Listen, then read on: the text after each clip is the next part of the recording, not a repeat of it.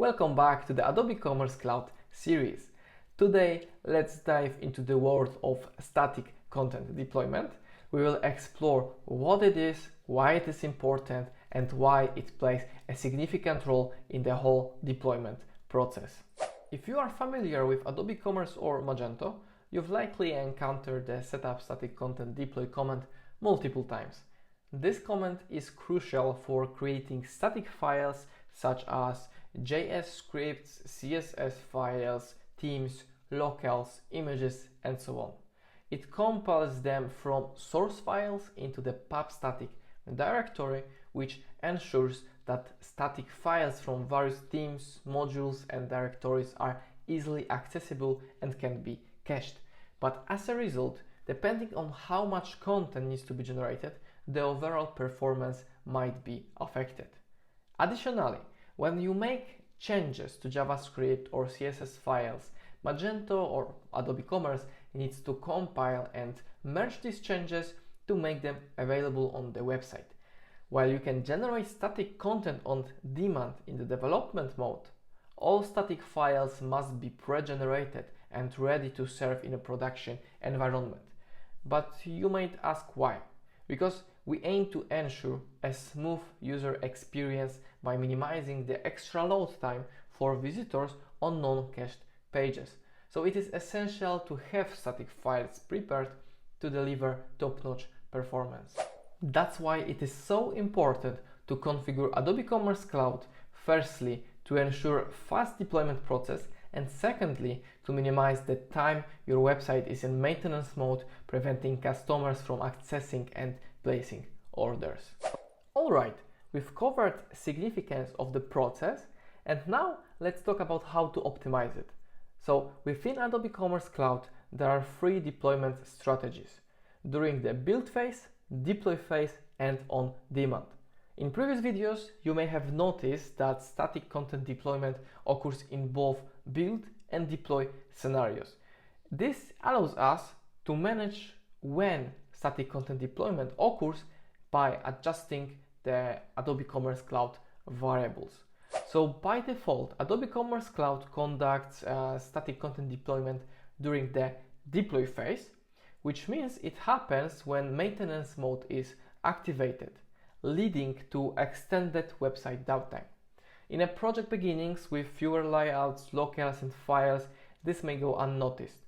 However, as a project expands, you will observe increased downtime, potentially upsetting clients when their site is inaccessible for 20-30 minutes. This was the actual time my project spent on static content deployment. So there is another option available to address this issue. We can move the static content deployment to the build phase so that the process remains invisible to customers, even if it takes 20 to 30 minutes. Adobe Commerce Cloud prepares everything during the build phase for use in the deploy phase. Of course, waiting 20-30 minutes in the build phase isn't ideal at all. There are the ways to minimize the impact of static content deployment on the process. However, we are somewhat limited as the files must be generated in the end. We can attempt to optimize it, but this will largely depend on your project's requirements. In the upcoming video, we will explore optimization options further. As shown on the first slide, there is also a third option, static content on demand. This is suitable for development environments, but it's not for production. That's why we are not going to dive into it. Let's now go to a chart that is available on the Adobe Commerce Cloud documentation page. This chart illustrates the load comparison of these three strategies. On-demand generation seems optimal at first, but if a content file is not cached, it gets generated when requested, increasing the page load time and affecting user experience. Moreover, this approach is not suitable for production environments, so we can just exclude it. The less efficient option involves generating static content during the deploy phase. This is because each content file needs to be transferred to the mounted pub-static directory, which can be time-consuming.